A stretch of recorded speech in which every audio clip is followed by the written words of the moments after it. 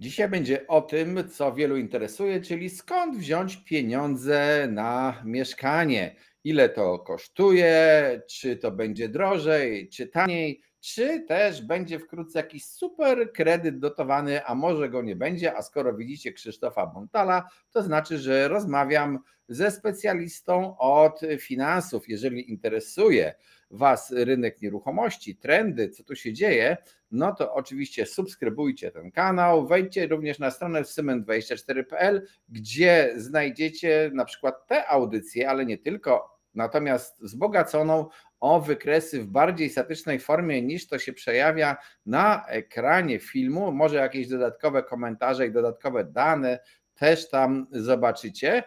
A przechodząc do tematu, czyli do tego, skąd wziąć pieniądze na mieszkanie, no to wielu z Was odpowie pewnie z kredytu. Ale czy to jest dzisiaj bajka brać pieniądze z kredytu i jak to będzie dalej? Krzysztofie, powiedz mi w ogóle, co ostatnio się dzieje w kredytach. Posłużymy się tutaj, od razu dodam, danymi z BIK-u, z Amronu, z Safrinu, czyli z instytucji związanych z bankami i śledzących rynek kredytów. Pokażemy Wam jakieś wykresy, jakieś tabele, ale powiedz mi, co się dzieje w kredytach, bo ja jakoś nie bardzo widzę, żeby one na przykład chciały stanieć i też chyba bierzemy coraz większe kwoty kredytów. Jak to wygląda? Dzień dobry Państwu.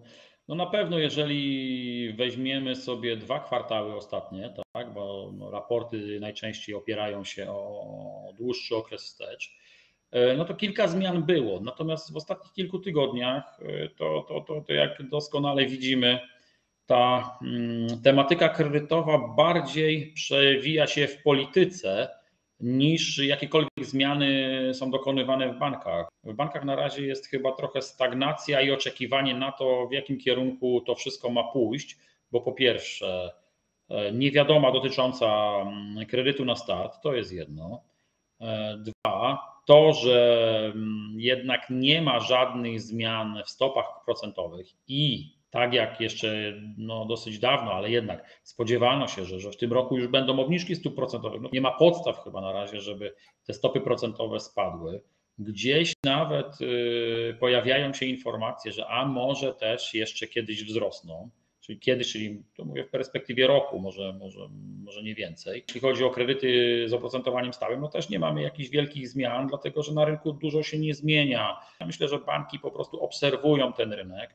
Oprócz takiego dużego szumu tak naprawdę dzisiaj wokół kredytu, wokół tego jednego kredytu z dopłatami, no to jednak w tej tematyce żadne zmiany nie następują. Są banki, które też testują trochę, jeżeli im sprzedaż spadła, to wprowadzają jakieś miesięczne, czy tam półtoramiesięczne promocje, to zmniejszą trochę akcję kredytową, podnosząc oprocentowania, bo na przykład były popularne te oferty i teraz te banki są zapchane, ale to jest tak naprawdę, tak jak mówię, kosmetyka i w ciągu ostatniego tam miesiąca czy 2 naprawdę niewiele się zmieniło.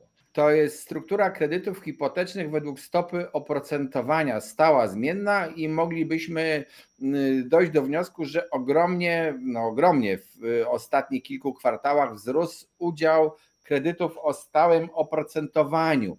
Ale takie moje pytanie do Ciebie jako do specjalisty, czy ten wzrost tego udziału kredytów to jest tylko po prostu nagła pasja Polaków do zaciągania kredytów na stałej stopie, czy też jest to również spowodowane, trzeci, czwarty kwartał i pierwszy kwartał 2024 dużym udziałem kredytu, bezpieczny kredyt 2%, który też chyba był na stałej stopie udzielany. Znaczy w tym przypadku akurat mamy dwie rzeczy, które to powodują, bo ten wykres jest mógłby być ten wykres po prostu dłuższy o kilka kwartałów i tam zobaczylibyśmy, że w przeciągu 2-3 ostatnich lat my startowaliśmy z zera praktycznie tych kredytów ze stałym okresowo oprocentowaniem.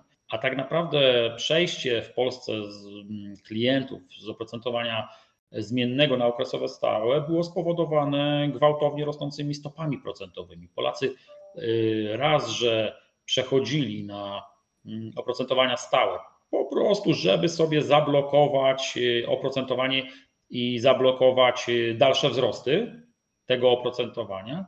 Poza tym no, były wprowadzone różne rekomendacje, różne zalecenia KNF-u czy inne przepisy, które mówiły, że każdy bank ma obowiązek posiadać oprocentowanie stałe w swojej ofercie. Gdyby to było robione wcześniej niż te 2-3 lata temu, to ja nie wiem, czy dzisiaj byśmy rozmawiali o czymś, co nazywa się wakacje kredytowe. No właśnie, Ponieważ bo ludzie by mieli to, poblokowane kredyty inaczej. no właśnie, bo to stałe oprocentowanie, o którym mówimy, zostało właściwie wprowadzone tak efektywnie, można powiedzieć, wtedy, kiedy stopy procentowe w Polsce wzrosły, a nie wtedy, kiedy były bardzo, bardzo niskie, a wtedy właśnie wydawałoby się wziąć kredyt na tym niskim oprocentowaniu stałym było idealnym, można powiedzieć, rozwiązaniem. Dzisiaj mówimy o wysokich stopach procentowych. Nie wiadomo, jak one się będą długo utrzymywały, te wysokie stopy procentowe. Mamy do czynienia z inflacją i z takimi zapowiedziami, że inflacja, no dobrze, spadła, niby jest tam 2 z kawałkiem, jest w celu inflacyjnym, ale ona się odbije. I mamy też takie chyba niepokojące informacje z gospodarki, które mówią, że właśnie nawet w tych krajach europejskich, w których nastąpił wzrost produkcji, wzrost PKB, troszeczkę się poprawia sytuacja w gospodarce, no to ona się poprawia z powodu wzrostu konsumpcji jako takiej, czyli czynnika, który tak naprawdę znowu nakręca inflację. Czyli te stopy procentowe w bankach mogą być jeszcze jakiś czas dość wysokie, prawda? Jeśli chodzi o same stopy procentowe, to jednak mało mamy głosów, które mówiłyby, że my w tym roku będziemy mieli jakieś obniżki stóp procentowych, a na pewno nie jakieś spektakularne. Przed końcem tego roku jakoś bym się specjalnie nie spodziewał ruchów na stopach procentowych, dlatego że to, że ta inflacja spadła, ona jest miesiąc, 2, 3 fajna, no to nie jest żadna jeszcze, to ja uważam prywatnie, nie jest żadna jeszcze podstawa do cięcia stóp procentowych. No teraz ktoś, kto decyduje o tych stopach procentowych, według mnie będzie obserwował, co się dzieje, czy my w tym rękawie inflacyjnym będziemy się mieścili. Przedtem pokazywałem stopy procentowe średnie, które spadły, ale w tym samym czasie średnia marża kredytu hipotecznego, no tak można powiedzieć, lekko wzrosła, chociaż twierdzi, że to nie ma specjalnego znaczenia. Możesz to wytłumaczyć? Znaczy to zależy, jeżeli się będziemy teraz odnosili do ogólnie kredytów w bardzo długiej perspektywie, to będzie miało znaczenie oczywiście, bo to jest składowa kosztu kredytu, ona wpływa na koszt kredytu. Natomiast jeżeli mówimy o tych najbardziej popularnych kredytach z oprocentowaniem okresowo stałym, to jest różnie. Część banków uwzględnia tą przyszłą marżę w oprocentowaniu tym w pierwszym okresie, w tych pierwszych 5 latach, czyli tym tak zwanym stałym oprocentowaniu. Ale są banki, które to oprocentowanie uwzględniają niezależnie i też ciężko powiedzieć, jak bardzo ma wpływ marża na te właśnie pierwsze 5 lat średnich oprocentowań w Polsce. Mówię, na pewno ma, bo w niektórych bankach jest to uwzględniane. Przesuwamy się w kierunku kredytów branych z mniejszym wkładem własnym niż było. No to było nawet lekko widoczne przed bezpiecznym kredytem 2%, potem się mocno uwidoczniło. Czy to też jest powód tego bezpiecznego kredytu, czy to tak po prostu?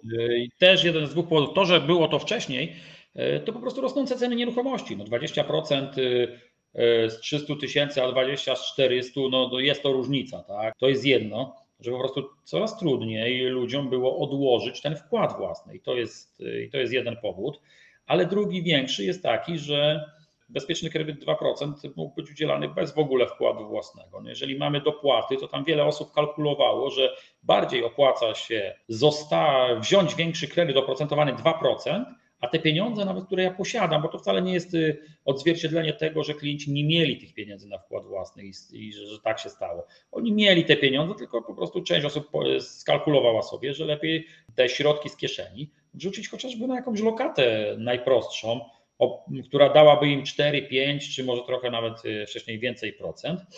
No i to bilans był na plus, tak? Więc tutaj dużo z tego wynikało. Miałem bardzo dużo rozmów na temat, a opłaca się ten wkład własny wkładać, czy się nie opłaca. A co jest bodźcem do widocznego, chociaż niewielkiego, ale takiego stopniowego wydłużania czasu kredytowania? No to powiedzmy, nie można powiedzieć, że to jakiś wielki szturm, ale jednak widzimy, że te kredyty przesuwają się w stronę grupy tych powyżej 25 lat. Pierwszym powodem zawsze jest wysokość raty. Ona gdzieś tam z tyłu głowy jest. A część osób bardzo się skupia na RRSO, na całkowitym koszcie kredytu, ale jednak, jak ja to mówię, dla wielu klientów istotne jest to, co tu i teraz, czyli to, ile ja z tej kieszeni mam wyłożyć.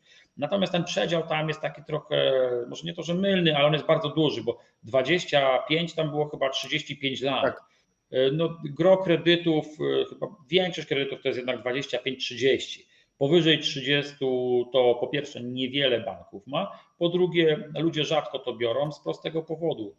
Różnica między 25 latami a 30 na racie jest niewielka, a między 30 a 35 jeszcze mniejsza. Tak? Tu naprawdę ta rata już bardzo znacząco nie spada, a przez to spada potencjalny całkowity koszt kredytu, no bo tutaj mamy o 5 lub 10 lat dłużej spłacać raty, więc my musimy dużo więcej zapłacić. Mi się wydaje, że trochę to wynika też z takiego podejścia, znów bezpieczny kredyt 2%. Część osób dochodziła do wniosku, że kurczę, jak mam dopłaty, to po co mam spłacać więcej, tak? To sobie ten okres wydłużę, dopłacą, ja sobie wtedy będę, po tych dopłatach będę dopiero albo spłacał kredyt, albo będę go tam modyfikował. To, czy my bierzemy kredyt na 25 lat, czy na 30, nie powinno mieć znaczenia pod względem zdolności kredytowej. Ponieważ mimo, że ta rata na 30 lat będzie trochę mniejsza, zdolność kredytowa powinna być taka sama, bo powinna być liczona według okresu 25-letniego. No właśnie, ale tutaj też zahaczyliśmy już kilka razy temat bieżącej sytuacji, raport BIK-u i też parę razy padło słowo bezpieczny kredyt. Jesteśmy w oczekiwaniu na program Mieszkanie na start. Jedni uważają, że będzie, inni, że nie będzie. Do tego jeszcze wrócimy, ale spójrzmy się na ten bezpieczny kredyt. Najpierw Wam chciałem pokazać kwotowy skutek tego kredytu. No i widzimy wtedy, kiedy on wszedł, a nawet trochę wcześniej, czyli już przed wejściem programu, czyli przed lipcem 2023 zaczął się ogromny wzrost, a potem doszliśmy do rekordowych kwot, potem spadek. Ale rezultat jest taki, pierwsze 4 miesiące roku 2024 to w kwotach mieliśmy 204%, można powiedzieć, tego, co było rok do roku kredytów. To po prostu ogromny przyrost. W ilościach kredytów, liczba kredytów to było 150. Jak oceniasz w tej chwili rynek kredytowy, w którą stronę to wszystko idzie? No bo tutaj widzimy tak, jeżeli chodzi o liczby kredytów, spory zjazd, trzeba pamiętać, że w tych 4 miesiącach to jeszcze były ciągle spore ilości bezpiecznego kredytu, znaczy w kwietniu już może nie takie duże, ale jednak jeszcze w kwietniu ponad 500 bezpiecznych kredytów wzięto. Jak oceniasz to, co się dzieje w kredytach? To, co widzimy, no zjazd oczywiście, no bo odnoszenie się do tego, co było przy bezpiecznym kredycie, no to jest chyba jasne i jeżeli go nie ma zastępcy, to akcja kredytowa wiadomo, że przy tym rynku, który my mamy, spadała. Natomiast ja myślałem, że więcej spadnie.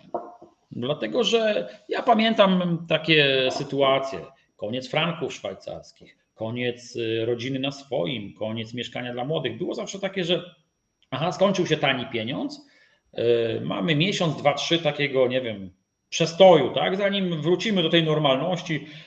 Tutaj na razie jeszcze tego nie mamy. Ja nie wiem, czy to jest efekt właśnie tam tych zapowiedzi, czy nie.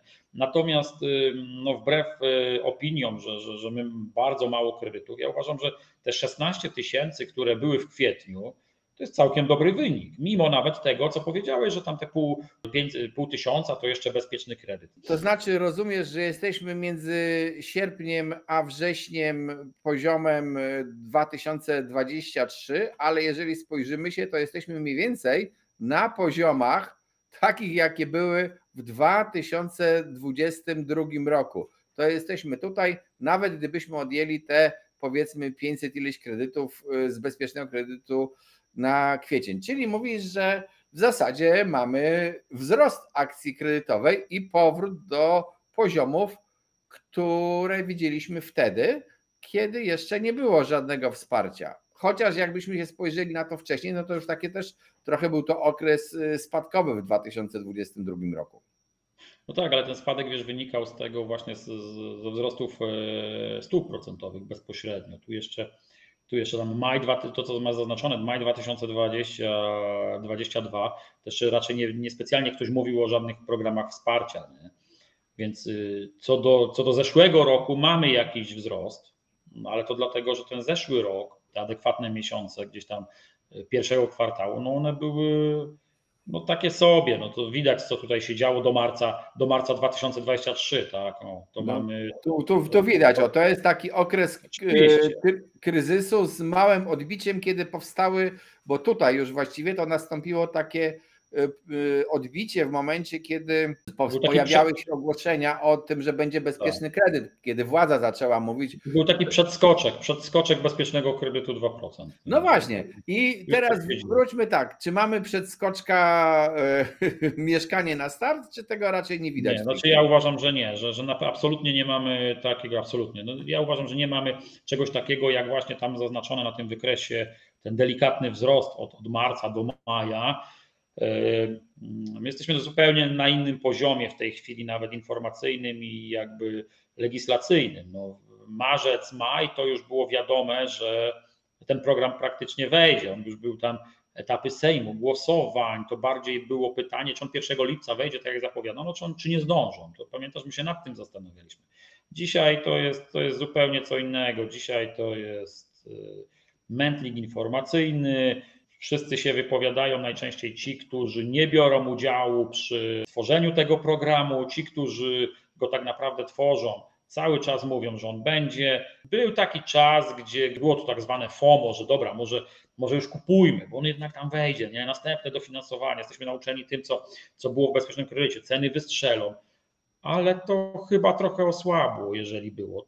Teraz wiesz, ja mówię, że ta akcja kredytowa jest ok, ale ona według mnie może spadać.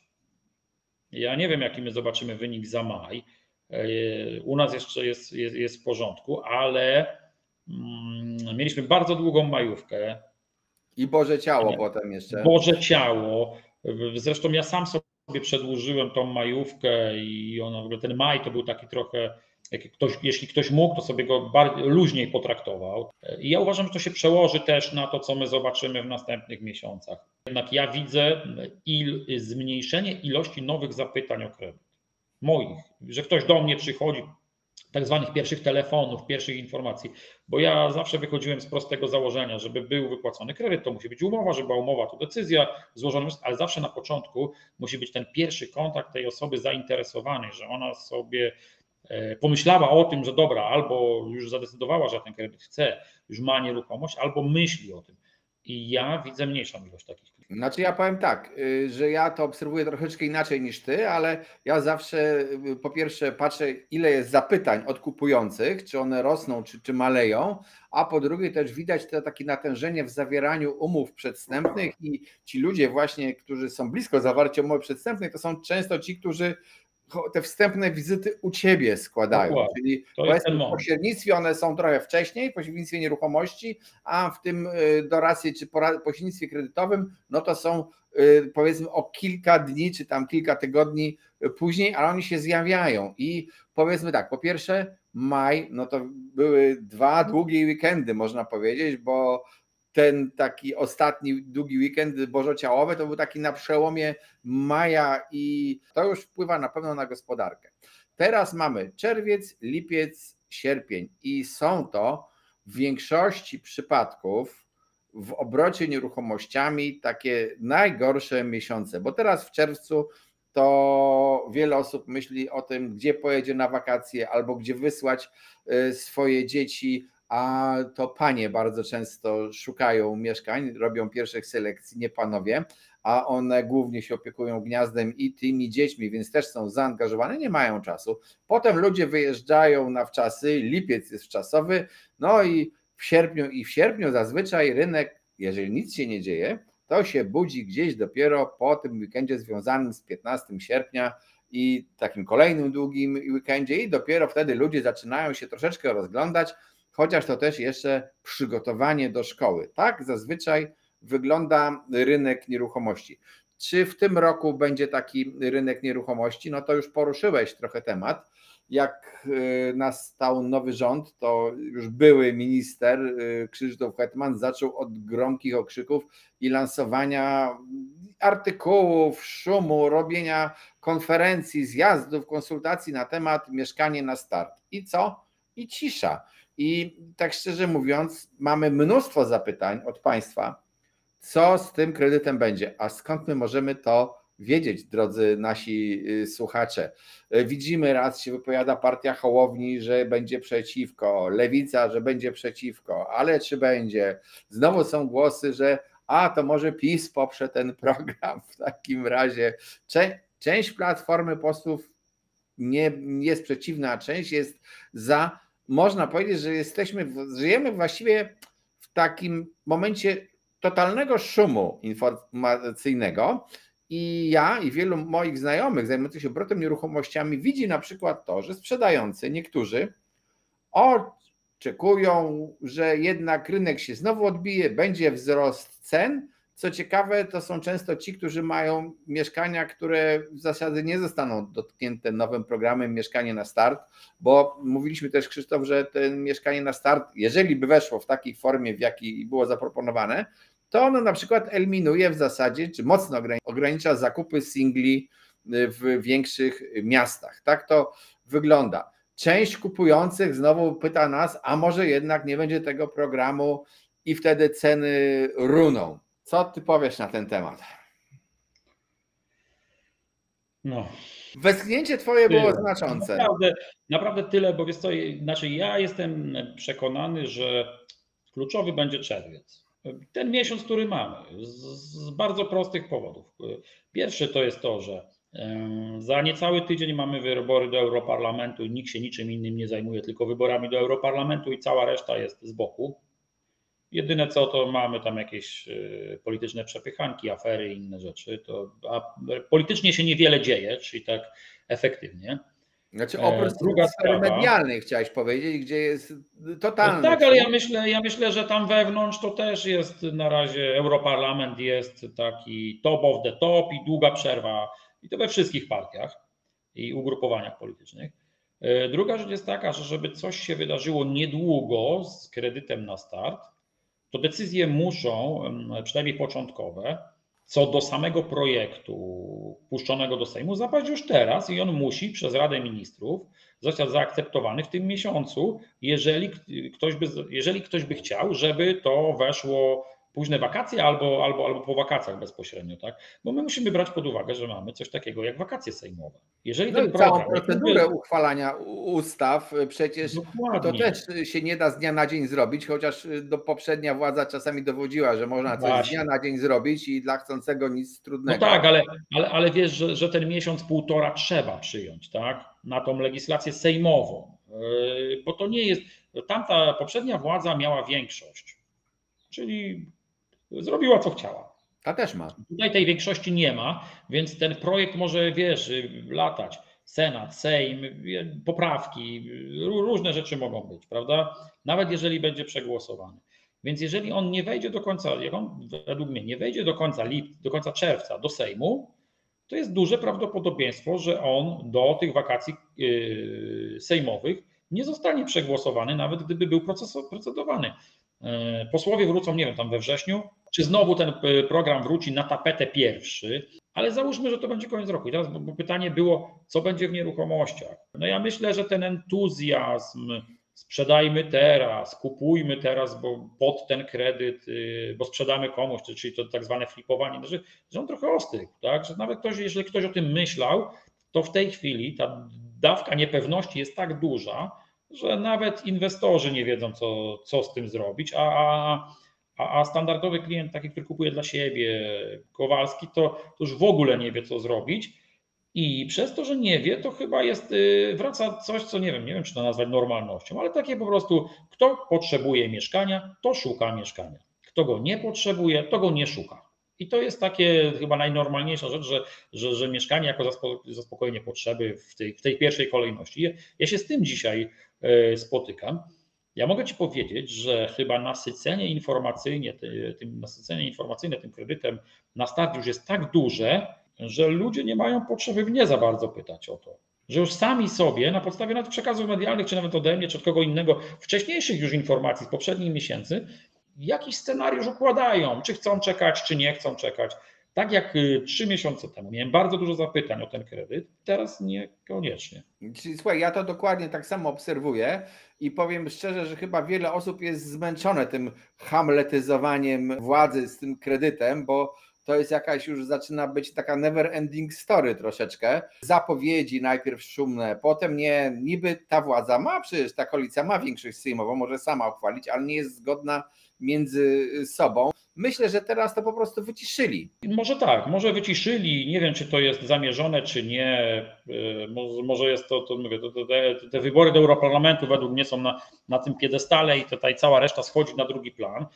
Mogą być też specjalnie wyciszone przed wyborami, no bo jednak wzbudza dużo emocji ten program, prawda? On może być i pozytywny, przez część będzie pozytywnie odbierany, ale przez bardzo dużą grupę jest odbierany negatywnie i to jest artykułowane, nikt tego nie ukrywa.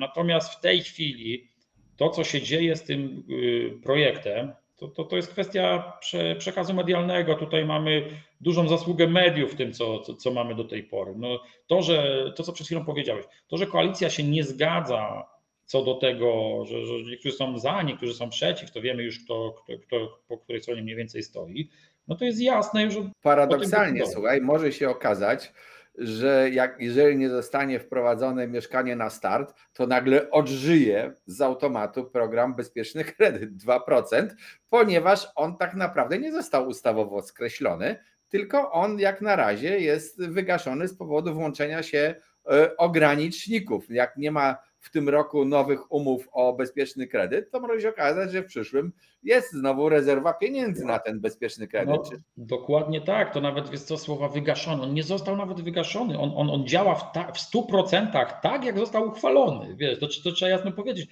Po prostu od samego początku była pula środków, tak jak teraz jest przewidywana na ten następny. Jak ona miała się skończyć, to miała być przerwa, a potem miało ruszyć. No nie wiemy, wiadomo ile tych pieniędzy tam dokładnie jest, bo oficjalnych wyników bezpiecznego kredytu w ogóle nie poznaliśmy, a to wspólne pule środków są. Zakończenie projektu tego ustawy o bezpiecznym kredycie miało nastąpić z momentem wprowadzenia w życie kredytu na start. Jeżeli on by nie został wprowadzony, a nie zostałaby jakaś osobna ustawa, czy tam zmiana ustawy, to tak, jest prawdopodobieństwo, że od 1 stycznia 2025 będą jakieś środki, aczkolwiek tego nikt nie wie, czy będą i w jakiej wysokości, bo tysięczny raz powtórzę, że ja bym chciał w końcu zobaczyć porządne wyniki bezpiecznego kredytu z takim już typowym rozpisaniem na strukturę udzielania, kto ten kredyt wziął, na co wziął, tak? Bo to też pokazałoby, jaki jest potencjał prawdziwy tego kredytu na start. Były takie wyrywkowe, to banki robiły swoje własne opracowania, No tak, dzieliły się nimi. Z tego też wychodziło, że generalnie rzecz biorąc, to bezpieczny kredyt 2% był wykorzystywany przez te młode osoby, przez te, które nie miały mieszkania, to był faktycznie kredyt na pierwsze mieszkanie brany, bo one miały jakąś tam szansę go wziąć. Program Mieszkanie na Start, odsyłam Was do innych audycji, eliminuje te młode osoby, ale w Sejmie się dzieje, no bo jest projekt Lewicy walczenia z fliperami i poprzez podniesienie stawki PCC. Ja mam tylko pytanie, skoro, jak powiedzieliśmy, na przykład na ten kredyt, bezpieczny kredyt, głównie walczyli o to młodzi, którzy kupowali swoje pierwsze mieszkanie, naprawdę pierwsze mieszkanie i to była ogromna ilość, to oni mają PCC 0%, dzięki jeszcze poprzedniemu Sejmowi. No to jeżeli ten wprowadzi teraz 10% PCC, no tam degresywnie też za sprzedaż mieszkania przed upływem na przykład roku to 10% od momentu nabycia, czyli teoretycznie uderza we flipera, ale co się stanie, jeżeli przyjdzie kupić to mieszkanie ktoś, kto ma uprawnienie do skorzystania z PCC 0%? To Lewica zastanów się. To pytanie już też zadawałem jakiś czas temu i tutaj z odpowiedzią przyszedł mi, jeśli dobrze pamiętam, pan Andrzej Preissner, który tam gdzieś zamieścił odpowiedź kancelarii sejmowych czy czegoś, że interpretacja jest taka, że tak, będzie miał 0. No dobrze, ale to powiedz mi, Jaki to jest sens? Bo to jest sens walki z fliperem poprzez wyższą stawkę PCC 10%, kiedy fliper z założenia wchodzi w mieszkania, które cieszą się wielką popularnością, szybką zbywalnością i rzadko który fliper wchodzi w jakieś duże mieszkania, które będą kupowane przez inne osoby niż te, które kupują swoje pierwsze mieszkanie. Gro tych mieszkań kupowanych od fliperów to są mieszkania właśnie pierwsze. Ten program tych podwyższonych stawek utrudni życie natomiast tylko tym, którzy z powodu zmiany miejsca pracy, rozwodu, nie wiem, jakichś innych wydarzeń muszą swoje sprzedać mieszkanie przed upływem roku, 2 lub 3 od daty nabycia. Taki będzie skutek. Ja nie jestem zwolennikiem tej zmiany ustawy. Nie w taki sposób. Tak? Po pierwsze, nie jestem zwolennikiem przerzucania odpowiedzialności, bo tam są dwa składniki. Raz, że płaci PCC ten kupujący, ale tam przy sprzedaży iluś mieszkań ten flipper też płaci. Tak? Ale ja bym się zająć właśnie to, o czym mówiłeś, czyli tą pierwszą częścią. Dla mnie przerzucanie tej odpowiedzialności na klienta, czyli jakby karanie klienta za to, że on kupuje od flipera, to nie jest fajne, tak? To nie kupujący powinien pilnować tego, tylko kto inny. Dostaną te osoby, które sytuacja życiowa zmusi do sprzedaży. A zresztą nawet nie sytuacja, czasem popełnię błąd, kupiłem mieszkanie, dobra, który mi się nie podoba. Nie zauważyłem, że ten tramwaj to jednak jest bardziej uciążliwy niż ja zakładałem. To są naprawdę setki różnych powodów, każdy ma indywidualne. I ja chcę to mieszkanie sprzedać. I ja jestem wrzucony do tego worka fliperskiego. Tak? To jest bez sensu dla mnie. To, że w wielu przypadkach ta ustawa będzie nieskuteczna, bo jest PCC 0, to jest już w ogóle jakaś abstrakcja. Mi to się nie podoba. Weszliśmy bardzo daleko w politykę, ale jeżeli interesuje Ciebie rynek nieruchomości, to subskrybuj ten kanał. Pisz nam też w komentarzach, co sądzisz o potrzebie nowych ustaw, zmiany prawa, co sądzisz w ogóle o tym, co dzieje się na rynku, czy warto inwestować, czy nie warto inwestować, czy warto czekać. Chętnie poznamy Wasze zdanie. Sugerujcie nam też nowe tematy audycji. Mamy już od Was kilka, które obiecuję zrealizować wtedy, kiedy nam czas pozwoli. Zapraszam do wspierania tego kanału, bo właśnie jeżeli nas wspieracie, to dajecie nam trochę więcej też czasu i energii do tego, żebyśmy te Wasze pytania odpowiadali, robili audycje na tej podstawie. I też pamiętajcie, wspierający dostaje więcej. Zapraszam na stronę cement24.pl, gdzie jest dużo wiedzy o nieruchomościach i też dodatkowe dane związane z naszą audycją. Krzysztofowi Bontalowi dziękuję, a Wy trzymajcie się. Dziękuję bardzo, do zobaczenia.